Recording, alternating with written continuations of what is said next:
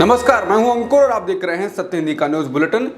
एक नजर अब तक की सुर्खियों पर। ईरानी विदेश मंत्री हुसैन अमीर अब्दुल्लाहियान का कहना है कि पश्चिमी गजा पट्टी में जमीनी तथ्यों को बिगाड़ने के लिए इजराइल अपने अपराधों को वैध बनाने की कोशिश कर रहा है। अमीर अब्दुल्लाहियान ने शुक्रवार शाम दमिश्क में सीरियाई राष्ट्रपति बशर अल असद के साथ एक बैठक में ये टिप्पणी की। उन्होंने संकेत दिया कि फिलिस्तीन प्रतिरोध मोर्चा यानी हमास लंबे समय तक रंगभेदी इजरायल शासन के खिलाफ खड़े होने की क्षमता रखता है। उन्होंने कहा कि ईरान कई देशों के संपर्क में है। ईरान के विदेश मंत्री का दौरा रणनीतिक है। पूरी दुनिया में तमाम देश इस युद्ध पर बढ़ते जा रहे हैं। ईरान ने हमास को शुरू से ही सहयोग और समर्थन दिया है। ईरान के अलावा कतर, जॉर्डन, इजिप्ट, रूस, चीन आदि ने हमास का समर्थन करते हुए इजरायल से गजा में फलस्तीनियों का कत्लेआम रोकने की अपील की है।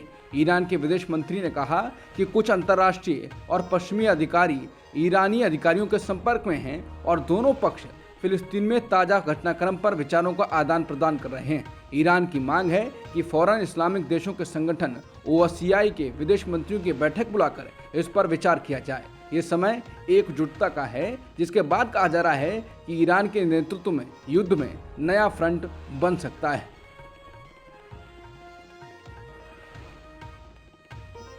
BBC की रिपोर्ट के अनुसार रूस ने कहा है कि उसके उप विदेश मंत्री अगले सप्ताह कतर में हमास के प्रतिनिधियों से मुलाकात कर सकते हैं। इस दौरान बीते सप्ताह हमले के बाद बंधक बनाए गए इस्राएलियों की रिहाई पर चर्चा होगी। बता दें, रूस लगातार फिलिस्तीन की आवाज़ उठा रहा है। BBC रशिया के संपादक के अनुसार रूस फिलहाल एक संभावित शांतिदूत की भूमिका निभाने की कोशिश में है। उन्होंने ये भी बताया कि रूस के हमास और ईरान दोनों से ही संबंध है। ईरान पर हमास के चरमपंथियों को फंडिंग देने के आरोप भी लग रहे हैं। रूस के उप विदेश मंत्री मिखाइल बोगदानोव ने समाचार एजेंसी से कहा कि वो अपने दौरे पर हमास के प्रतिनिधियों से मुलाकात करने की संभावना को खारिज नहीं करेंगे। उन्होंने कहा, अगर वो चाहेंगे तो हम हमेशा संपर्क के पक्ष में रहते हैं। बीते महीने उत्तर कोरिया के नेता किम जोंग उन की रूस के राष्ट्रपति व्लादिमीर पुतिन के साथ मुलाकात के बाद अब खबर आ रही है कि कोरिया ने रूस को सैन्य उपकरण भेजे हैं। अमेरिकी अधिकारियों ने उत्तर कोरिया पर आरोप लगाया है कि उसने रूस को बड़ी संख्या में सैन्य उपकरण भेजे हैं, जिनका इस्तेमाल यूक्रेन में होगा। अमेरिका की राष्ट्रीय सुरक्षा परिषद के प्रवक्ता जॉन किर्बी ने कहा है कि उत्तर कोरिया ने हाल के सप्ताहों में उपकरणों और युद्ध सामग्री से भरे 1000 से अधिक कंटेनर भेजे हैं। अधिकारियों ने कुछ तस्वीरें भी जारी की हैं। साथ ही बताया है कि ये तस्वीरें उत्तर कोरिया के नेजे में एक साथ खड़े 300 कंटेनरों की हैं।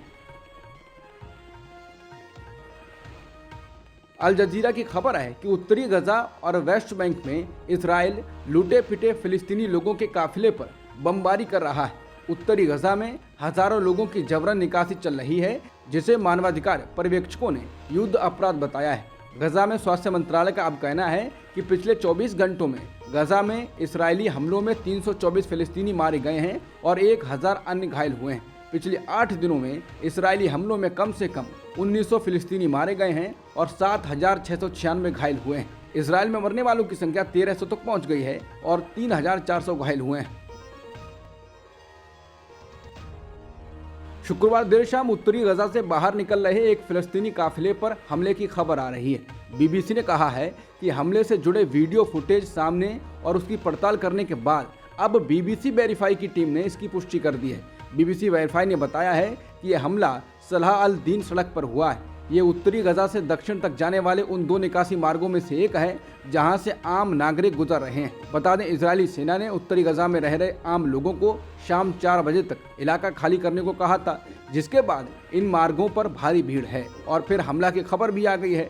शुक्रवार को काफिले पर हुए हमले के बाद मौजूद फुटेज में कम से कम 12 शव नजर आ रहे हैं।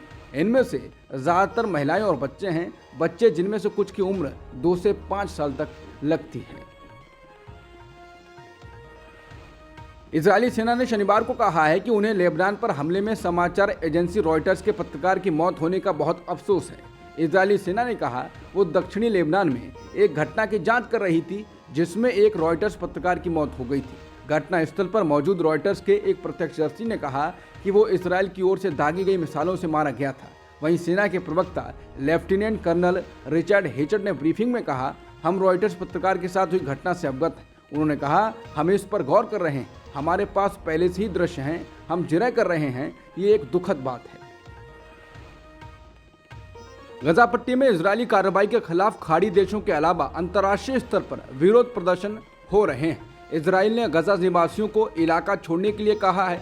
शुक्रवार को सबसे महत्वपूर्ण प्रदर्शन न्यूयॉर्क शहर में हुआ, जहां हजारों लोगों ने पूरे अमेरिकी राजनीतिक प्रतिष्ठान और पश्चिमी मीडिया के इजराइल समर्थक प्रचार के खिलाफ रैली निकाली। इतना ही नहीं, न्यूयॉर्क के प्रदर्शन में 1000 से अधिक यहूदी भी शामिल थे, जिन्होंने गजा में हो रहे अपराधों के प्रति अपना आक्रोश व्यक्त किया। बता दें, 2021 के एक सर्वेक्षण में पाया गया था कि 1/4 अमेरिकी यहूदी इसराइल को फलस्तीनियों के प्रति शत्रुतापूर्ण रंगभेदी राज्य मानते हैं। मौजूदा युद्ध के बाद यह आंकड़ा और बढ़ जाएगा। गजा पट्टी में इजरायली कार्रवाई के खिलाफ शुक्रवार को बाकी विरोध प्रदर्शन पिट्सबर्ग, पोर्टलैंड और वाशिंगटन डीसी में भी हुए, जिनमें सैकड़ों लोग शामिल थे। इन प्रदर्शनों में ज्यादातर प्रोफेशनल्स और हर पृष्ठभूमि के युवक शामिल हुए। लंदन में ब्रिटिश सरकार के सारे आदेशों को अंगूठा दिखाते हुए हजारों लोग सड़कों पर उतर आए। ब्रिटिश सरकार ने प्रदर्शनकारियों को चेतावनी दी थी कि वो फिलिस्तीनी झंडा लेकर प्रदर्शन ना करें, लेकिन लोगों ने भारी तादाद में फिलिस्तीनी झंडों के साथ प्रदर्शन किया। दुनिया के 22 मुस्लिम देशों में कोई ऐसा कोना नहीं बचा जहां फिलिस्तीनियों के समर्थन में प्रदर्शन ना हो रहे हों। प्रदर्शनों का ये सिलसिला जुमे की नमाज के बाद शुरू हुआ था, जो शनिवार को अलग अलग टाइम जोन में जारी है। बगदाद के तहरीर चौक पर इराक के प्रभावशाली शिया नेता मुक्तदा अल सद्र के आह्वान पर हजारों लोग जुमे की नमाज के बाद विरोध प्रदर्शन के लिए जमा हो गए। यमन की राजधानी सना में प्रदर्शनकारी यमनी और फिलिस्तीनी झंडे लहराते हुए सड़कों पर उतर आए। पाकिस्तान की राजधानी इस्लामाबाद में नमाज के बाद प्रदर्शनकारियों ने अमेरिका और इजराइल के झंडों को पैरों से रौंदा। फिलिस्तीनियों के साथ एकजुटता दिखाने के लिए शुक्रवार की नमाज के बाद मलेशिया के कुआलालंपुर में लगभग 1000 मुसलमानों ने रैली की। बेरूत में लेबनान के हिजबुल्लाह समर्थक हजारों लोगों ने लेबनानी, फिलिस्तीनी और हिजबुल्लाह के झंडे लहराए। सीरिया की राजधानी दमिश्क में प्रदर्शनकारियों ने भी रैली निकाली। शुक्रवार की नमाज के बाद मिस्र यानी कि इजिप्ट के प्रदर्शनकारियों ने सुन्नी मुस्लिम दुनिया की सबसे प्रमुख धार्मिक संस्था काहिरा शहर के ऐतिहासिक अल हज़र मस्जिद में फिलिस्तीन के लिए दुआ की और कहा कि इसराइल पीढ़ी दर पीढ़ी उनका दुश्मन बना हुआ है। इसराइल हमास युद्ध के बाद एक और महत्वपूर्ण घटनाक्रम में खाड़ी क्षेत्र में अपनी स्थिति को मजबूत करने के लिए अमेरिकी F-15 स्ट्राइक ईगल लड़ाकू विमान मध्य पूर्व इलाके में पहुंच गया है। उनकी रणनीतिक तैनाती की जा रही है। अमेरिकी वायुसेना के लेफ्टिनेंट जनरल एलेक्सस जी ग्रीनकेविच ने कहा कि अमेरिकी सेना पूरे मध्य पूर्व में स्थायी सुरक्षा के लिए प्रतिबद्ध है। लड़ाकू विमानों को तैनात करके हम अपनी साझेदारी और क्षेत्र में सुरक्षा को मजबूत कर रहे हैं। दूसरी तरफ रॉयटर्स को रियाद से जुड़े 2 सूत्रों ने बताया कि सऊदी अरब इजराइल के साथ संबंधों को सामान्य बनाने की अमेरिकी समर्थित योजनाओं को ठंडे बरतने में डाल रहा है। इजराइल हमास युद्ध बढ़ने के साथ ही सऊदी अरब अपनी विदेश नीति की प्राथमिकताओं पर तेजी से पुनर्विचार कर रहा है। बीबीसी की रिपोर्ट के अनुसार गजा शहर में हमास के हवाई हमले का नेतृत्व करने वाले सीनियर कमांडर मुराद अबू मुराद के इजरायली सैनिक कार्रवाई में मारे जाने की खबर है। समाचार एजेंसी AFP की रिपोर्ट में कहा गया है कि मुराद अबू मुराद शुक्रवार को हमास के एक ऑपरेशन सेंटर पर इजरायली सेना के हमले में मारे गए। हमास यहीं से आसमान में अपनी गतिविधियों को अंजाम देता है। हालांकि हमास ने अभी तक इसकी पुष्टि नहीं की है। इजरायली अखबार यरूशलेम पोस्ट ने भी सोशल मीडिया प्लेटफॉर्म X पर मुराद अबू मुराद के मारे जाने की खबर दी है। इस पोस्ट में मुराद को हमास के एयरफोर्स का चीफ बताया गया है।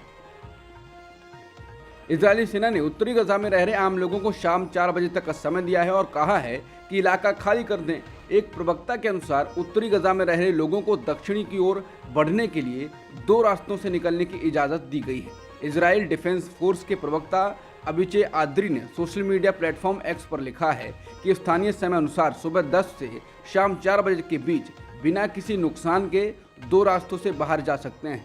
इजरायली सेना के ज़मीनी हमले शुरू होने के बाद गजा में रहने वाले लोगों को दक्षिण की ओर जाने के लिए कहा गया है।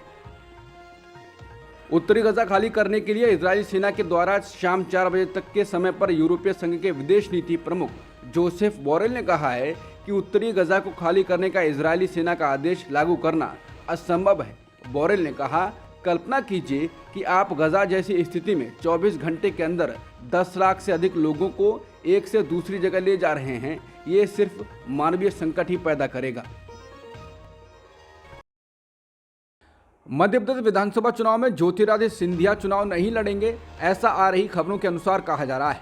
गुरुवार को भोपाल में भाजपा कोर कमेटी की बैठक हुई। बैठक में चुनाव प्रभारी भूपेंद्र यादव, नरेंद्र सिंह तोमर, प्रहलाद पटेल, ज्योतिरादित्य सिंधिया, प्रदेश अध्यक्ष वी.डी. शर्मा और संगठन महामंत्री हेतानंद शर्मा शामिल हुए। कोर कमेटी की बैठक में मौजूदा विधायकों की सर्वे रिपोर्ट को सामने रखकर चर्चा की गई। इसमें 8 मंत्री भी शामिल हुए। वहीं सूत्रों की माने तो केंद्रीय मंत्री ज्योतिरादित्य सिंधिया ने चुनाव लड़ने से मना कर दिया है। वो सभी सीटों पर चुनाव प्रचार करेंगे। सिंधिया के शिवपुरी से चुनाव लड़ने की अटकलें लग रही थी। इसके अलावा सांसद और केंद्रीय मंत्री वीरेंद्र खटीक ने भी विधानसभा, बता दें बीजेपी प्रदेशों के चुनाव में बड़े बड़े केंद्रीय मंत्रियों और सांसदों को चुनाव में उतार रही है। मध्य प्रदेश में भी ऐसा ही किया गया है, जिसके बाद कहा जाने लगा कि सिंधिया का पत्ता भी कट सकता है। मध्य प्रदेश में जैसे जैसे विधानसभा चुनाव नजदीक आ रहे हैं, वैसे ही सियासी सरगर्मी बढ़ती जा रही है। आज अल्प प्रवास पर मुरैना पहुंची उमा भारती ने मीडिया से बातचीत के दौरान सीएम फेस पर अपनी राय रखी। सीएम के सवाल पर उमा भारती ने कहा कि जीतने के बाद ही तय किया जाएगा कि प्रदेश का अगला मुख्यमंत्री कौन होगा। उनसे जब पूछा गया कि दिमनी विधानसभा से केंद्रीय मंत्री नरेंद्र तोमर को प्रत्याशी बनाया गया है, अगर बीजेपी की सरकार बनती है तो क्या नरेंद्र सिंह तोमर को मुख्यमंत्री बनाया जाएगा। इस पर उन्होंने जवाब देते हुए कहा कि जिन्होंने नरेंद्र तोमर को विधानसभा चुनाव में उतारा है, उन्हीं से पूछे वो मुख्यमंत्री बनेंगे या नहीं। केंद्रीय मंत्रियों को विधानसभा चुनाव में उतारने के सवाल पर उमा भारती ने कहा, ये तो पार्टी की इच्छा है कि किस नेता को कब विधानसभा और लोकसभा का चुनाव लड़वाना है। दक्षिण पूर्व एशिया में स्थित देश लाओस में ओडिशा के 35 कामगारों को बंधक बना लिया गया है। कामगारों ने वीडियो के जरिए लोगों का ध्यान खींचा है। वीडियो में उन्होंने बताया है कि जिस कंपनी में वो लोग काम करते थे, उसने उन्हें बंधक बना लिया। इन श्रमिकों ने एक वीडियो पोस्ट किया जिसमें वो कहते हुए दिख रहे हैं कि जिस प्लाईवुड कंपनी में वो काम कर रहे थे, उसने 1.5 महीने पहले अपना काम बंद कर दिया है। लेकिन इतने दिनों के बाद भी ना तो उन्हें वापस घर लौटने की इजाज़त दी जा रही है और ना ही बकाया वेतन दिया जा रहा है। समाचार एजेंसी पीटीआई के मुताबिक वीडियो सामने आने के बाद ओडिशा के मुख्यमंत्री नवीन पटनायक ने आला अधिकारियों को लाओस में फंसे इन श्रमिकों को वापस लाने के इंतजाम करने के निर्देश दिए हैं। अब तक की सुर्खियों में इतना ही। बाकी खबरों के लिए बने रहिए सत्यहिंदी.com के साथ।